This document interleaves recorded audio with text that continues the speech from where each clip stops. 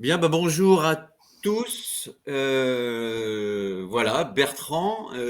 Mon métier, c'est d'être gentil organisateur, on va dire. Je suis là pour aider les clients à utiliser des outils modernes de, de RMM, de helpdesk, de documentation IT. Tout ça dans l'environnement de l'éditeur Kaseya, un éditeur américain. Donc je vais dialoguer avec Jean-Philippe, ici présent, qui a eu la gentillesse de bien vouloir témoigner de son expérience au niveau de la partie RMM, Monitoring and Management. Et donc, je vais le laisser se présenter. Bonjour Jean-Philippe. Bonjour à tous et à toutes. Alors, je m'appelle Jean-Philippe Raymond. Je suis administrateur système et réseau au sein du groupe Termillion. Alors, c'est un groupe familial qui a été créé en 1960 et qui reste d'ailleurs dans la famille à 100%.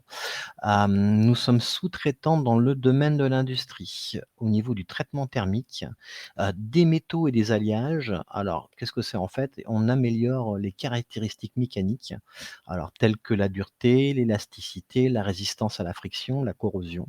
Ce sont des traitements qui sont de surface, donc qui sont quelquefois de quelques microns.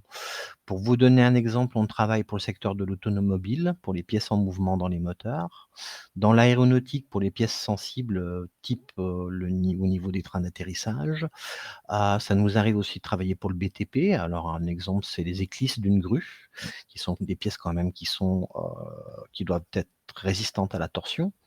On peut travailler aussi au niveau des sports et loisirs. D'ailleurs, c'est assez drôle puisqu'on fait aussi le durcissement de la surface, des boules de pétanque, par exemple. Et D'accord. enfin, nous avons aussi une autre spécialité qui est le dépôt, sur des pièces métalliques, type, par exemple, de dépôt de carbone.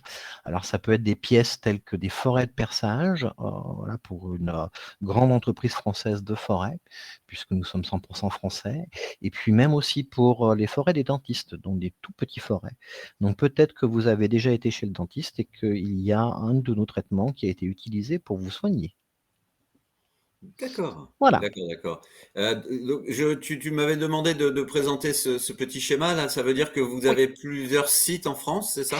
Exactement, donc nous avons 8 sites en France pour pouvoir justement, être à proximité de nos clients, et nous avons aussi un site à l'étranger en Europe, exactement en Roumanie, qui s'appelle Thermi Metallurgica, pour accompagner aussi, voilà, un client français qui, a un site de production en Roumanie. D'accord. Donc en fait, quand on regarde le schéma, tous ces sites sont connectés en VPN MPLS sur, notre data center central qui se trouve sur Lyon. D'accord. Voilà, à Gerland exactement. Ok, merci beaucoup. Est-ce que tu peux parler de peut-être de la genèse et du contexte dans lequel ton projet RMM est né? Mmh.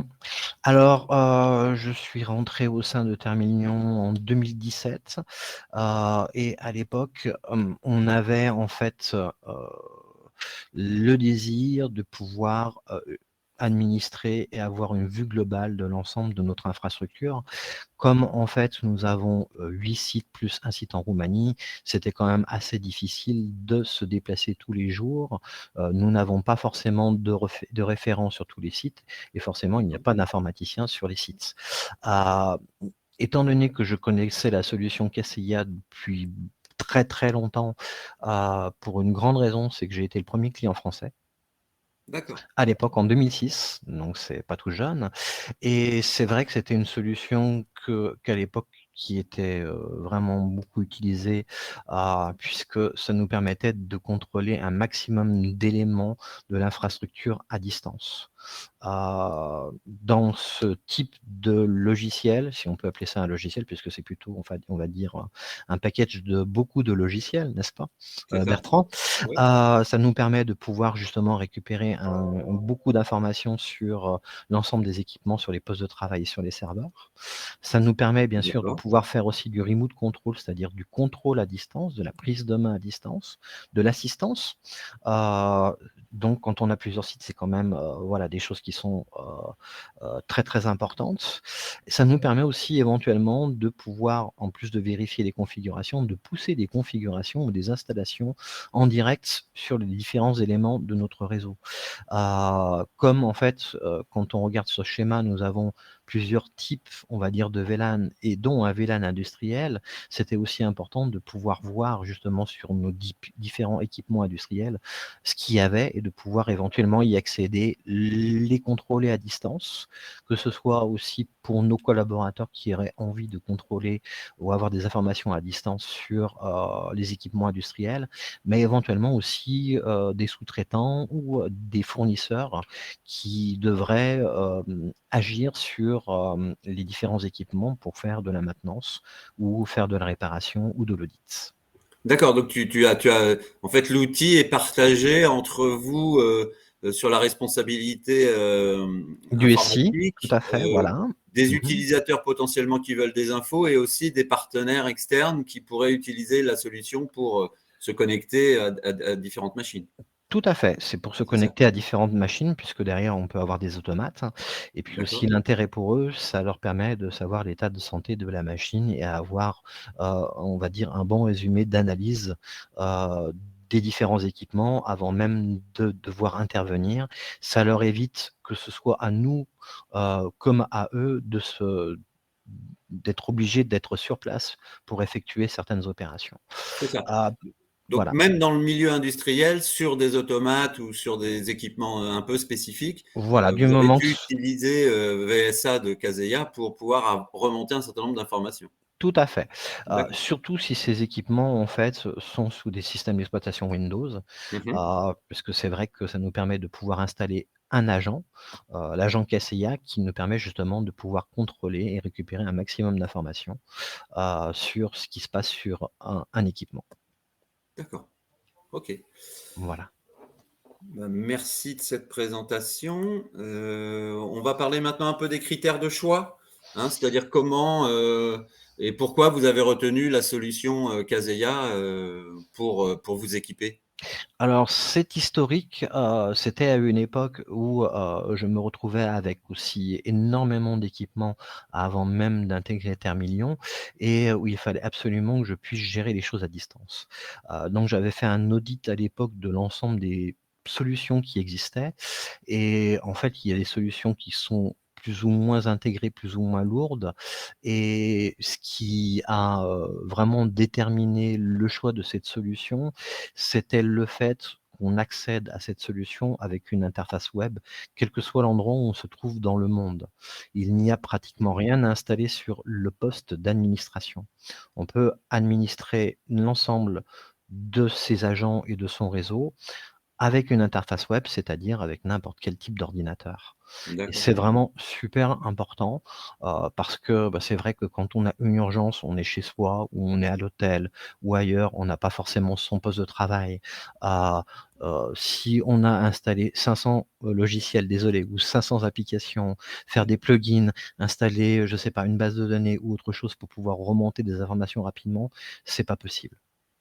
Donc ça a Mhm. été déjà le premier critère. Le deuxième critère aussi à l'époque, c'est qu'on a pu une solution de test, pendant 30 jours, et ça nous a permis vraiment de pouvoir récupérer en poussant les agents sur le réseau, il faut à peu près une quinzaine de minutes pour commencer à avoir on va dire des remontées pertinentes et intéressantes et en fait, voilà, en quelques jours, on avait déjà une vue synthétique et globale, de ce qu'on pouvait faire avec Kaseya et ça, D'accord. c'est vrai que c'était vraiment une plus-value de pouvoir demander à Kaseya on va dire, de nous mettre en situation, à 100 réelle, Mhm. pratiquement réelle, bien avant même la mise en production. D'accord. OK. Et donc vous l'utilisez pour la prise en main, vous l'utilisez pour faire du monitoring, des choses comme ça? Exactement. Alors en fait, on l'utilise, vraiment tous les jours concernant la prise en main.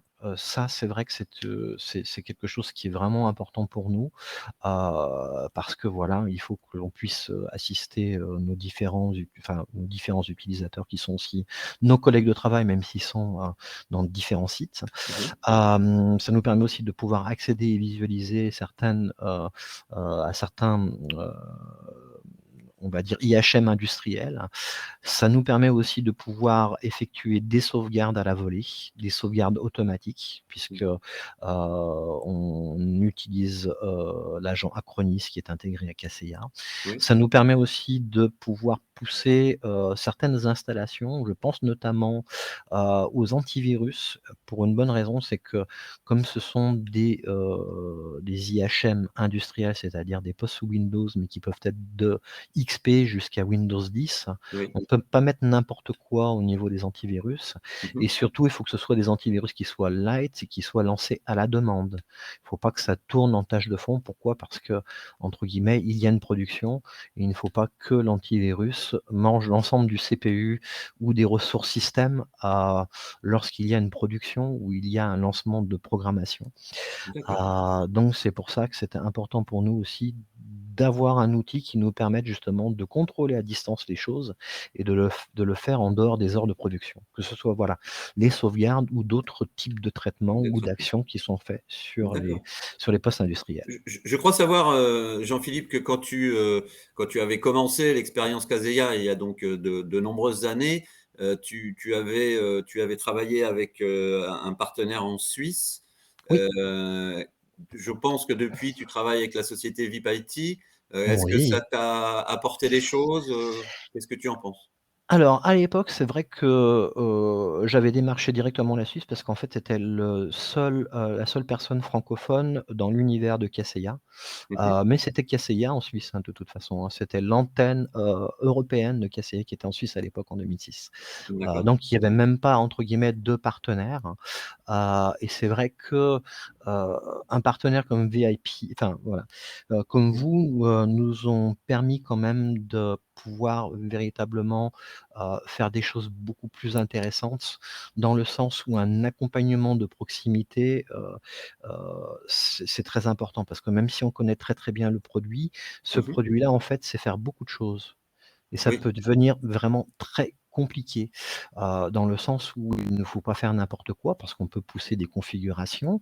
On oui. peut, véritablement aussi saturer un réseau si, on installe, ou on pousse, on va dire des installations d'agents ou d'autres choses, beaucoup trop rapidement et le conseil et d'accompagnement est véritablement très, très important.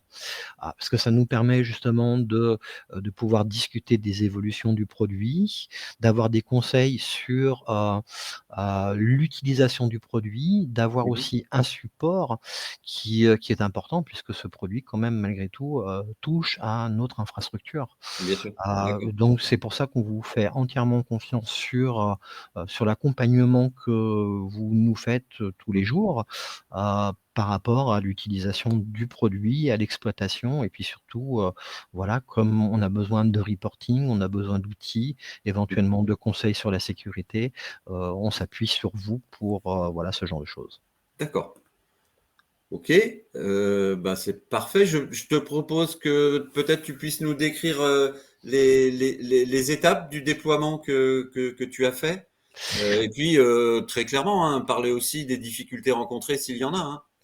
Alors, nous, on a choisi une solution, en fait, ce qu'on appelle, on premise, c'est-à-dire D'accord. que nous avons le serveur et la base de données hébergés directement chez nous.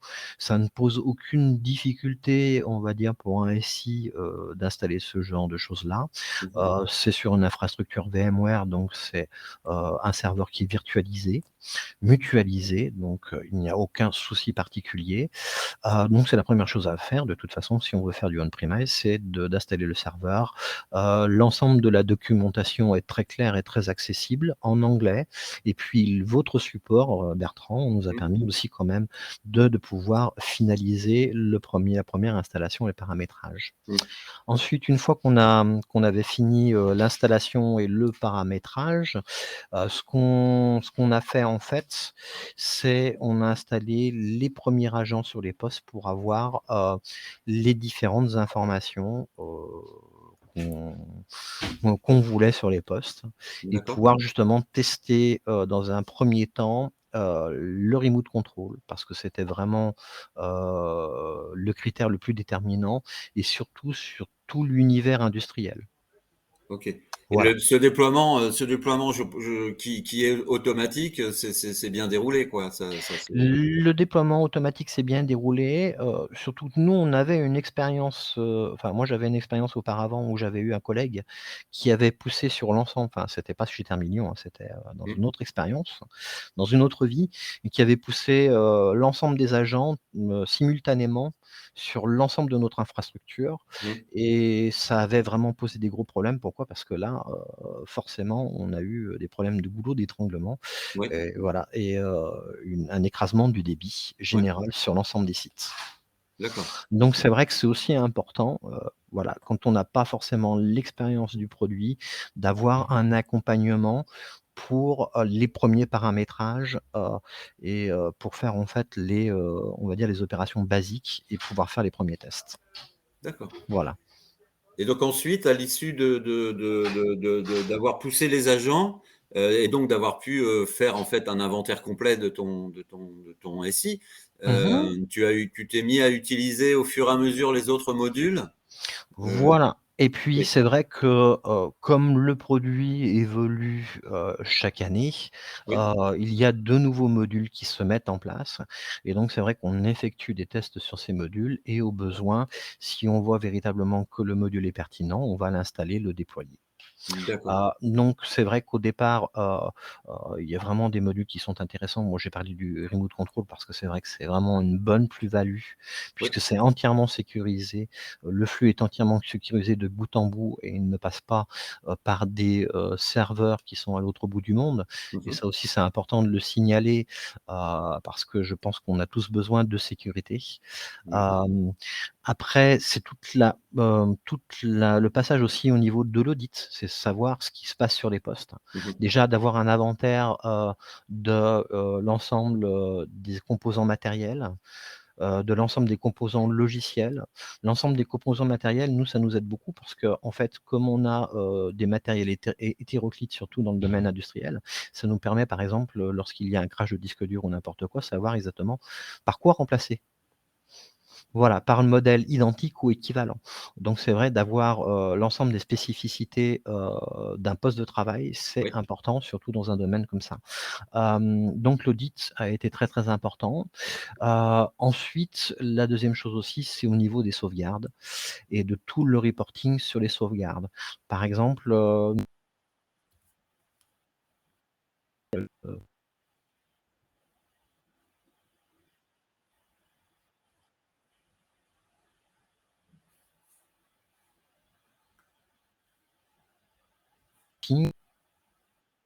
chaque directeur de site et qui chaque mois jamais il y a un souci de sauvegarde ou des délais de sauvegarde qui n'ont pas été respectés, ça permet au directeur de site de pouvoir nous alerter directement, sur le fait qu'il y a eu un souci. Nous, D'accord. on ne sait pas forcément si l'équipement est toujours actif, inactif, en maintenance. Donc c'est vrai que le directeur de site, lui, va voir directement avec, ses équipes, si, toutes les actions qui ont été faites sur le matériel industriel a été pertinent ou pas. Et donc ce D'accord. reporting est véritablement pour nous important. D'accord. OK. Ensuite, tu as utilisé, les autres modules type automatisation des tâches, Oui, alerte, alors l'automatisation des tâches nous permet de temps en temps de pouvoir, lancer, des utilitaires, pour vérifier que les postes, quel que soit le type de poste, est sécure. Ça nous mmh mh. permet aussi d'installer certains types d'antivirus, entre autres un antivirus qui est libre de droit et qui est très, très light, qui s'appelle Clamav. Alors je ne sais pas s'il y en a qui connaissent, ça vient du domaine Linux. D'accord. Ça a été aussi supporté par, Cisco, qui est quand même une marque importante. Mmh. Comme c'est un antivirus qui est très, très light, ça nous permet justement de pouvoir l'installer sur les postes industriels.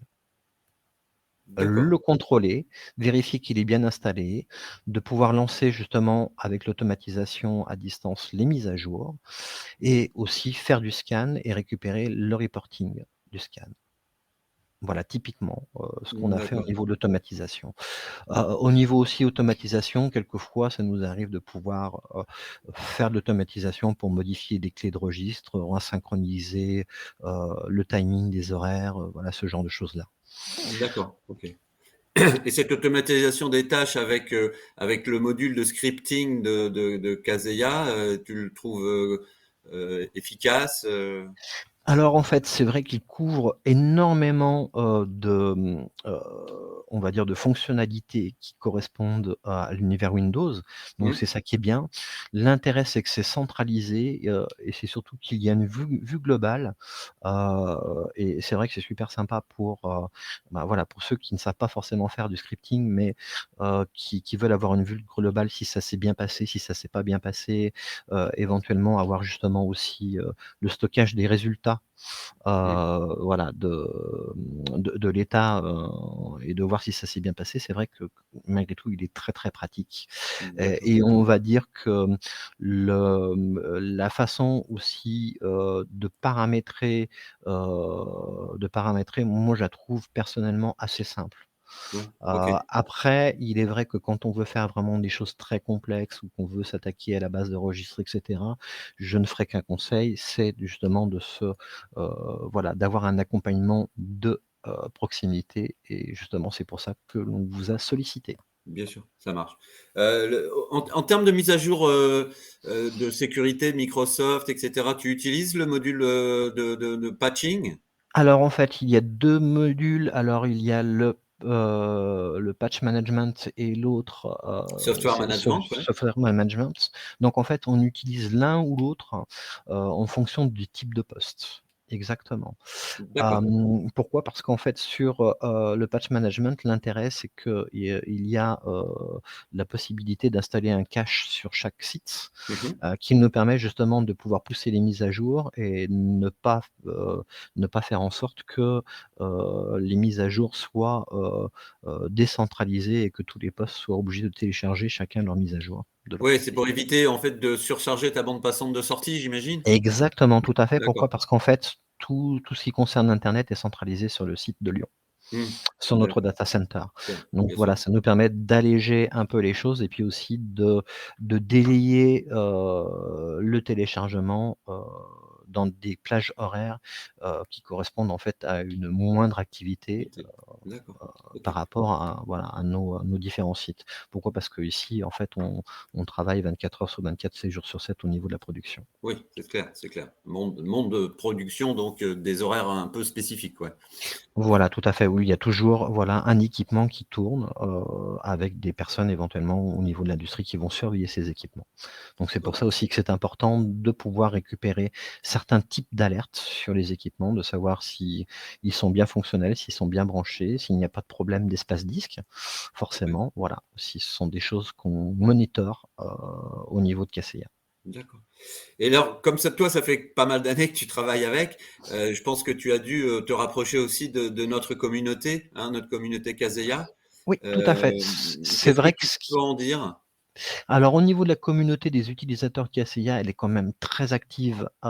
L'intérêt aussi, c'est que, on partage tous notre expérience. C'est-à-dire que quand vous avez une difficulté, vous voulez poser une question, c'est vrai que c'est, on va dire à 99 des gens qui parlent anglais, hein. Donc c'est Oui, quand même assez facile. En plus, c'est véritablement une communauté qui est complètement mondiale. Heu et c'est vrai que c'est aussi ça qui est assez facile, à valoriser parce qu'on ne reste jamais avec une question sans réponse. ouais, c'est ça. Et est-ce que tu as trouvé des scripts, oui, des scripts, sur cette communauté qui t'ont servi, que tu as pu adapter à toi-même, Ou enfin à ton entreprise? voilà, alors en fait, il y a un portail. Alors, tu sais mieux le nom du portail d'ailleurs que moi, Ouais, je c'est crois. Automation Exchange, mais Automation Exchange, si quelqu'un exactement. veut je pourrais envoyer le lien, ouais. Mmh, Donc qui est vraiment très intéressant parce qu'en fait, oui, il y a des exemples de ce qu'on peut faire avec Kaseya. Ça d'accord. permet déjà de pouvoir, regarder en détail, comment la personne s'en est servie et de pouvoir s'en inspirer, pour, voilà, l'utilisation de tous les jours. Surtout qu'il y a des fois, en fait, voilà, on a un outil quand même qui est très puissant et des fois, on ne se rend pas forcément compte aussi de voilà, tout le panel qu'on peut utiliser. Oui, Et c'est ça. c'est vrai d'avoir justement, voilà, ce site qui nous permet de pouvoir récupérer, des informations de l'ensemble de la communauté, voilà, aussi une plus-value, Mmh, c'est d'accord, clair. ça marche. Donc j'ai envie de te demander maintenant, what's next?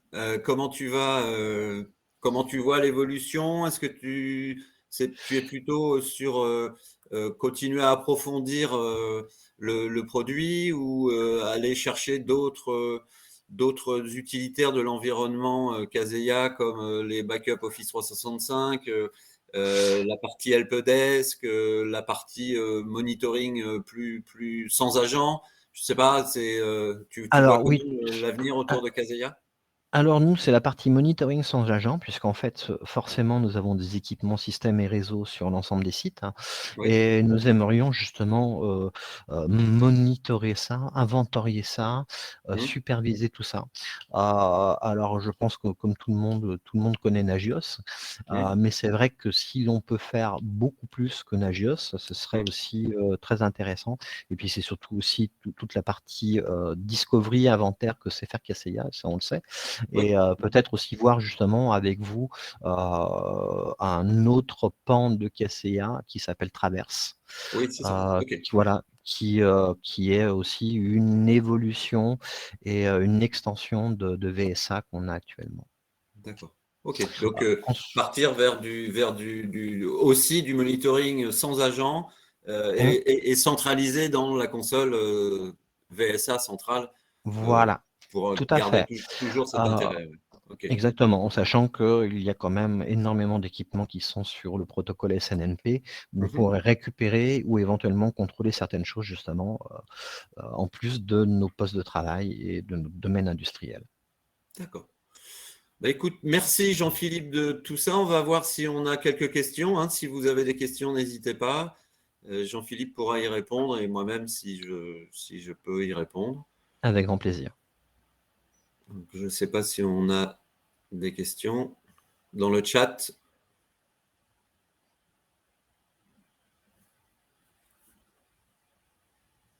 On va attendre un petit peu.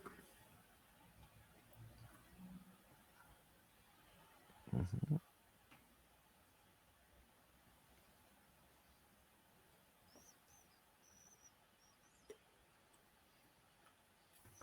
En attendant les questions, peut-être, je vais te demander, est-ce que, ça a été facile en termes de demande vis-à-vis de la direction et des budgets nécessaires à installer une telle infrastructure? Est-ce que ça s'est passé facilement? Est-ce que tu as dû Alors convaincre? oui, il faut convaincre. Pourquoi? Parce qu'en fait, on ne voit pas forcément le retour sur investissement tout de suite. Oui. Donc ce qui a été vraiment aussi un élément déclencheur, c'est, justement de pouvoir contrôler à distance les postes, et c'est ça qui a été, voilà, la clé, au niveau, de l'acceptation, de l'implantation d'un tel système. Heu, c'est vrai que, c'est pas facile à valoriser.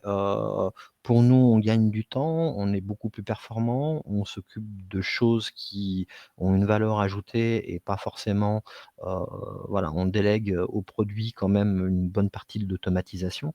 Voilà, Mmh. ce qui nous permet de nous dégager quand même sur des tâches, on va dire redondantes et qui n'ont pas de plus-value. Nous sommes une petite équipe de 3 personnes, Mmh. donc automatiquement, c'est quand même, voilà, c'est quand même avantageux. Après, il est clair qu'il faut justement, voilà, de temps en temps, bien expliquer, aux personnes qui vont investir dans ce produit-là, voilà, véritablement le bénéfice, pour l'ensemble de la société. D'accord. Et, Mmh. et moi, j'ai l'habitude de présenter l'outil VSA comme un collègue, euh, comme un administrateur virtuel, donc comme un collègue de l'équipe. Est-ce que tu penses que cette définition, elle est cohérente? Elle est cohérente, elle est peut-être un peu réductrice parce qu'il fait beaucoup plus. D'accord. Voilà. Ok. Non, Bon, non, bah, je ta écoute, je taquine. Disons que ça permet de traiter, voilà, ça permet de traiter des choses en fait qui sont redondantes, et hmm, de pouvoir être alerté assez rapidement, voilà, sur des choses qui sont quand même cruciales pour nous. Et de s'affranchir, voilà, de s'affranchir en fait, d'avoir, X 1000 outils pour, gérer l'infrastructure. C'est D'accord. surtout ça, voilà, d'avoir un Alors, outil centralisé est quand même aussi, une on a une plus-value en plus d'avoir un 4e collègue, on va dire. ouais, ouais, ça marche. On a une question. Je n'ai pas forcément compris si vous utilisez la partie patching, car si j'ai bien compris, on peut remplacer le WSUS. Tout à fait. Exactement, on remplace le WSUS par cette partie-là. Pourquoi? Parce que WSUS, bah, tout le monde connaît un petit peu comment c'est pas très sexy et puis c'est pas très pratique. C'est bien parce que c'est gratuit, forcément, mais entre guillemets, ça ne fait pas tout et puis, l'intérêt aussi, c'est que, directement, dans l'interface de Cassia, après bon, je pourrais faire une démo, mais on peut avoir aussi le détail, des différents types de patchs et on peut directement aller aussi sur, en cliquant sur un lien, aller directement sur le site, de Microsoft pour savoir à quoi correspond tel et tel, Imposant. patch que vous allez, pousser. Et puis vous pouvez, créer, comme d'ailleurs dans WSUS, peut-être un petit peu plus simple, parce qu'il y a quand même une partie d'automatisation. Vous pouvez créer, plusieurs groupes, grâce à Policy Management, c'est vrai qu'on n'en a pas parlé, où justement vous pouvez dire: «Bah, voilà, je veux mettre à jour de telle heure à telle heure, je ne veux pas que le poste redémarre automatiquement, je veux éventuellement envoyer un mail», nous c'est ce qu'on fait, et puis moi je trouve que c'est bien, d'envoyer un mail à la personne, c'est-à-dire que, dès qu'il y a une mise à jour qui va être faite en automatique, on envoie un mail à la personne qui est utilisatrice du poste de travail en lui disant: «Bonjour, vous avez actuellement, un poste qui va être mis à jour, à tel moment, on vous remercie de ne pas l'éteindre tant que vous ne receviez pas un mail de confirmation comme quoi vous pouvez éteindre votre poste». Ça Et puis marche. après, voilà, il va recevoir un mail en disant, bah, «Nous vous remercions d'avoir laissé votre poste ouvert, vous pouvez redémarrer votre poste quand vous aurez l'opportunité de le faire». Voilà, Super. Bah, merci de tout à ta réponse, Jean-Philippe. de rien. Merci à tous d'avoir suivi ce petit retour d'expérience de Jean-Philippe. Bah, n'hésitez pas, on est à votre disposition, hein, si vous voulez envoyer, vous avez mes coordonnées, et si vous avez des questions par rapport à l'environnement, n'hésitez pas à me contacter. Merci encore à toi, Jean-Philippe. Merci Bertrand et merci à tous Voilà, et je au vous dis plaisir. à tous une excellente journée. Au revoir.